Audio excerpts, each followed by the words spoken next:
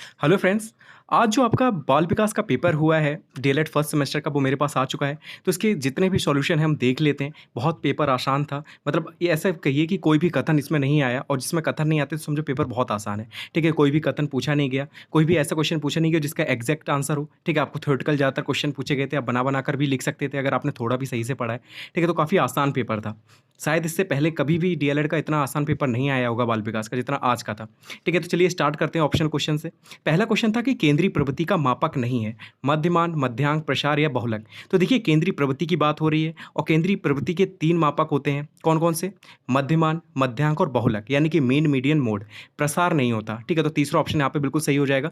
Next question है कि Thorndike ने सीखने से संबंधित मुख्य कितने सिद्धांतों का प्रतिपादन किया? 5, 4, 6 या 3?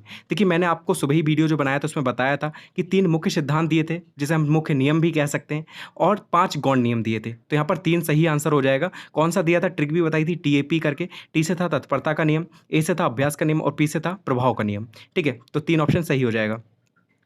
फिर है नेक्स्ट क्वेश्चन कि नवजात शिशु में हड्डियों की संख्या होती है 100, 205, 270 या 306। देखिए, नवजात शिशु की बात हो रही है, तो नवजात शिशु में जो हड्डियों की संख्या है वो 270 होती है। ठीक है, किस टाइम की बात हो रही है? तो शैशवावस्था की बात हो रही है, 270 हड्डियां होती हैं। अगर हम बाल्यावस्था में पहुंच जाते हैं तो यही हड्डियां कितनी हो जाती हैं? 350 के लगभग हो जाती हैं। ठीक है, और फिर किशोरावस्था तक 206 हो जाती हैं। नेक्स्ट क्वेश्चन था कि क्रिया प्रसूत अधिगम सिद्धांत के प्रतिपादक हैं, ये भी सुबह मैंने बताया था। तो क्रिया प्रसूत अधिगम सिद्धांत के प्रतिपादक कौन थे? स्किनर थे, जिन्होंने चूहे पर प्रयोग किया था। ठीक है, क्या आंसर हो जाएगा? सेकंड ऑप्शन हो जाएगा स्किनर। नेक्स्ट क्वेश्चन है कि आपराधिक प्रवृत्ति का सर्वाधिक विकास होता है शैशवावस्था, बाल्यावस्था, किशोरावस्था या प्रौढ़ावस्था। देखिए, सबसे ज्यादा आपराधिक प्रवृत्ति का जो विकास है वो आपका किशोरावस्था में होता है। ठीक है, तो तीसरा ऑप्शन जो है वो बिल्कुल सही हो जाएगा। नेक्स्ट क्वेश्चन है कि सृजनात्मकता क्षमता की कमी से व्यक्तित्व में कठिनाई होती है शारीरिक विकास में, बौद्धिक विकास में, व्यावसायिक विकास में या समायोजन में। देखिए, यहाँ पे संज्ञानात्मक क्षमता की बात हो रही है, मतलब आपके पास दिमाग अगर नहीं होगा तो आपकी पर्सनैलिटी में आपको किस चीज़ में सबसे ज़्यादा प्रॉब्लम होगी? आप सोचने समझने की शक्ति आपके पास अगर कम हो, तो सीधी बात है कि बौद्धिक विकास होना चाहिए इसका आंसर। समायोजन भी हो सकता है, लेकिन अगर सही आंसर देखें ज़्यादातर, ठीक है, तो वो बौद्धिक विकास होना चाहिए। नेक्स्ट क्वेश्चन है कि किसी दूसरी वस्तु की अपेक्षा एक ही वस्तु पर चेतना का केंद्रीकरण अवधान है। ठीक है, यह कथन किसका है? कुरेन क्रो, वुडवर्थ, डम्बेल या एवरेल? देखिए, अवधान का मतलब होता है ध्यान, कि दूसरी वस्तु की अपेक्षा आप एक ही चीज पर ध्यान देते रहें। ठीक है, तो उस पर चेतना का जो केंद्रीकरण होता है वो ध्यान कहलाता है। ये कहा था आपका डम्बेल ने। ठीक है, तीसरा ऑप्शन यहाँ पे बिल्कुल ठीक हो जाएगा। नेक्स्ट क्वेश्चन है कि बुद्धि का विकास लगभग पूर्ण हो जाता है शैशवावस्था में, बाल्यावस्था में, किशोरावस्था में या सभी अवस्थाओं में? देखिए, 90% तक जो है जो ब्रेन का आपका विकास होता है, बुद्धि का विकास होता है, वो शैशवावस्था में हो जाता है। लेकिन 95% तक किसमें हो जाता है? बाल्यावस्था में हो जाता है।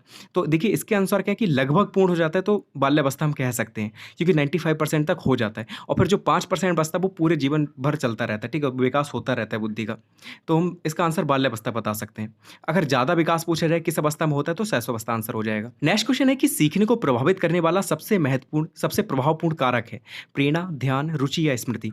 देखिए, सीखने को प्रभावित करने वाले कारक तो सभी हैं, जितने भी ऑप्शन में देख रहे हैं सभी कारक सीखने को प्रभावित करते हैं। लेकिन इसका सबसे सही आंसर होगा रुचि, क्योंकि जिस चीज़ में आपका इंटरेस्ट होता है आप उसे कैसे भी करके सीख लेते हैं। ठीक है, अगर किसी गेम में आपको इंटरेस्ट है तो आप वो सीख लेंगे। ठीक है, कोई भी चीज़ आपको रोक नहीं सकती। तो तीसरा ऑप्शन बिल्कुल ठीक हो जाएगा। नेक्स्ट क्वेश्चन है कि बालक की अभिप्रेरणा उत्पन्न करने का मुख्य स्रोत है उद्दीपक, रुचि, आवश्यकता या उपयुक्त सभी? तो देखिए, अभिप्रेरणा का मतलब होता है मोटिवेशन। ठीक है, अब मोटिवेट आप क्या होंगे? क्या मुख्य स्रोत हो सकता है? उद्दीपक भी हो सकता है, कोई चीज़ आपको उकसा रही है करने को। ठीक है, तो आप मोटिवेट हो रहे हैं। आवश्यकता है एक किसी चीज़ की आपको, तो वो आप चीज़ करेंगे ही करेंगे। आपका किसी चीज़ में इंटरेस्ट है तब भी आप करेंगे, तो उपयुक्त सभी इसका सही आंसर हो जाएगा। नेक्स्ट क्वेश्चन है कि आनुवंशिकता का वाहक होता है आरएनए, केंद्रक, जीन्स या सिरा? तो देखिए, आनुवंशिकता की बात हो रही है यहाँ पर, तो इसका जो सही है आंसर है वो है जीन्स। ठीक है, जो जीन्स होता है वो आनुवंशिकता का वाहक होता है। ठीक है, इससे ही जो गुण होते हैं वो माता पिता से अपने बच्चों में पहुंचते हैं। ठीक है, बच्चों से उनके बच्चों में पहुंचते हैं।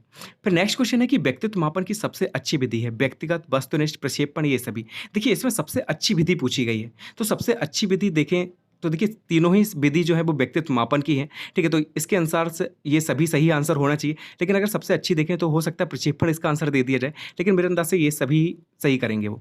ठीक है, तो नेक्स्ट क्वेश्चन है कि भाटिया बैटरी परीक्षण संबंधित है अभिरुचि से, बुद्धि से, व्यक्तित्व से, इनमें से कोई नहीं? ये भी मैंने सुबह की वीडियो में बहुत अच्छे से बताया था कि इस पर ध्यान देना कि जो भाटिया बैटरी परीक्षण है वो बुद्धि से संबंधित है। किससे संबंधित है? बुद्धि से संबंधित है। नेक्स्ट क्वेश्चन है कि शिक्षा में सृजनात्मकता का प्रयोग किस रूप में होता है? सीखना, तर्क, चिंतन या कल्पना? तो देखिए, क्रिएटिविटी की बात हो रही है, तो क्रिएटिविटी का प्रयोग किस में हो सकता है, तो ये भी थोड़ा-सा कन्फ्यूज़न वाला है। इसका अगर मेरे अंदाज़ से देखें तो कल्पना होना चाहिए, क्योंकि आप क्रिएटिव कब हो सकते हैं, जब आप बहुत अच्छी कल्पना कर लेते हैं, और कल्पना जो करता है वो क्या होता है, वो कहानीकार हो सकता है, संगीतकार हो सकता है, ठीक है? संगीत लिख सकता है, तो बहुत अच्छी चीज़ें कर सकता है जो कल्पना अच्छे से कर लेगा। तो सृजनात्मकता का जो प्रयोग है वो कल्पना के रूप में हो सकता है, ठीक है? कुछ लोग चिंतन भी बताएँगे, मुझे पता है, ठीक है? तो कल्पना भी इसका सही आंसर होगा। नेक्स्ट क्वेश्चन है कि पियाजे के अनुसार बालक के संज्ञानात्मक विकास की स्थितियाँ हैं, ठीक है? कितनी स्टेज बताई थी संज्ञानात्मक विकास की पियाजे ने? तो देखिए 4 बताई थी स्टेज, मैंने आपको सुबह बताया था वीडियो में कि 4 स्टेज कौन-सी थी? इंद्रियगामक अवस्था, पूर्व संक्रियात्मक अवस्था, मूढ़ संक्रियात्मक अवस्था और अमूढ़ संक्रियात्मक अवस्था। ये 4 स्टेज थी, ठीक है? तो ऑप्शनल जितने भी थे काफ़ी आसान थे, आप सभी कर लिए होंगे, ठीक है? 14 नंबर तो आप सभी के आने चाहिए इसमें। नेक्स्ट क्वेश्चन है कि शिक्षक को बाल विकास का ज्ञान क्यों आवश्यक है? तो क्यों आवश्यक है? टीचर अगर बच्चों को पढ़ा रहा है तो उसे जानना ज़रूरी है ना कि बालक ये हरकत क्यों कर रहा है?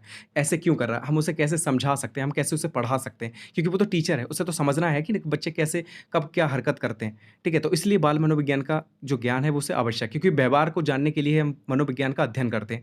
तो व्यवहार अगर बिहेवियर को नहीं समझ पाएगा बच्चों के, तो टीचर अच्छे से पढ़ा नहीं पाएगा, ठीक है? तो इसलिए ज़रूरी है।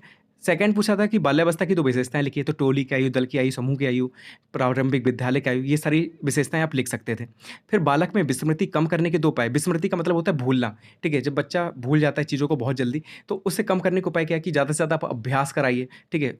इंटरेस्ट बढ़ाइए, किसी न किसी चीज़ में उसका इंटरेस्ट बन जाए।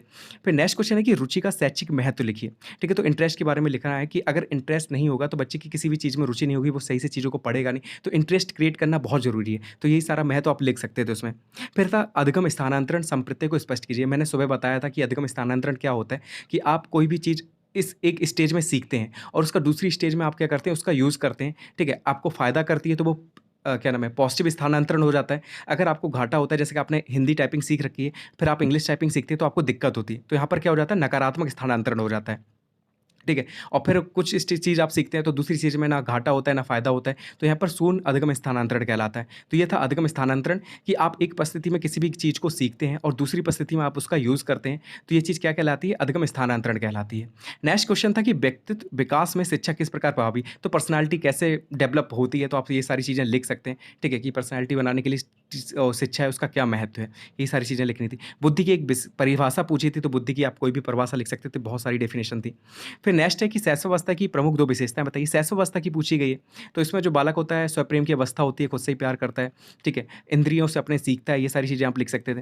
नेक्स्ट क्वेश्चन था कि अधगम का अर्थ स्पष्ट कीजिए। मैंने सुबह बताया था कि आपके व्यवहार में जो भी परिवर्तन होता है वो अधगम कहलाता है, ठीक है? अधगम क्या है? अधगम का तात्पर्य होता है सीखना। जब भी कोई आप चीज़ सीखते हैं तो आपके व्यवहार में परिवर्तन होता है, तो यही चीज़ अधगम कहलाती है और ये जीवन पर्यंत चलता रहता है। कल्पना से आप क्या समझते हैं? ये भी मैंने सुबह बताया था कि परोक्ष वस्तुओं के बारे में सोचना क्या है? कल्पना है, ठीक है? जो अप्रत्यक्ष वस्तुएँ जो आपके सामने उपस्थित नहीं है, उनके बारे में जो भी चीज़ आप सोच रहे हैं वो क्या है? कल्पना है। फिर संतुलन को कोई एक उदाहरण देके समझाइए। संतुलन के बारे में पूछा गया, तो ये भी आप बना-बना कर लिख सकते हैं। फिर है कि अधगम स्थानांतरण, देखिए ये दोनों शब्दों को जोड़कर बताया गया कन्फ्यूज़ करने के लिए। ये सेम ही चीज़ है, अधगम स्थानांतरण, कि एक परिस्थिति में आपने कोई भी चीज़ सीखी है, आप उसका दूसरी परिस्थिति में यूज़ करते हैं, तो ये क्या कहलाता है? अधगमांतरण कहलाएगा। ठीक है। नेक्स्ट क्वेश्चन था कि शैशवावस्था में शिक्षा का स्वरूप कैसा होना चाहिए? तो देखिए शिक्षा का स्वरूप है ना, ऐसा होना चाहिए कि इंद्रियों के आप इंद्रियों का यूज़ करते हुए बच्चों को सिखाएँ, क्योंकि इंद्रियों के माध्यम से ही जो बच्चा होता है वो सबसे ज़्यादा सीखता है शैशवावस्था में। ठीक है, तो ऐसे करके आप बता सकते थे।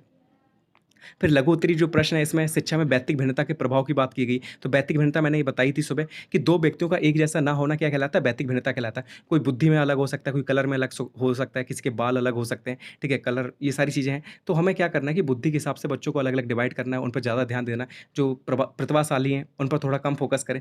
जो मूढ़ बुद्धि हैं, जड़ बुद्धि हैं या मंद बुद्धि है, उन पे ज़्यादा फ़ोकस करें। तो यही सारी चीज़ें आप लिख सकते थे। फिर था कि किशोरावस्था में शिक्षा का स्वरूप कैसा होना चाहिए? कि तो किशोरावस्था के बारे में आपको लिखना था कि वहाँ पर कैसी शिक्षा आप दे सकते हैं।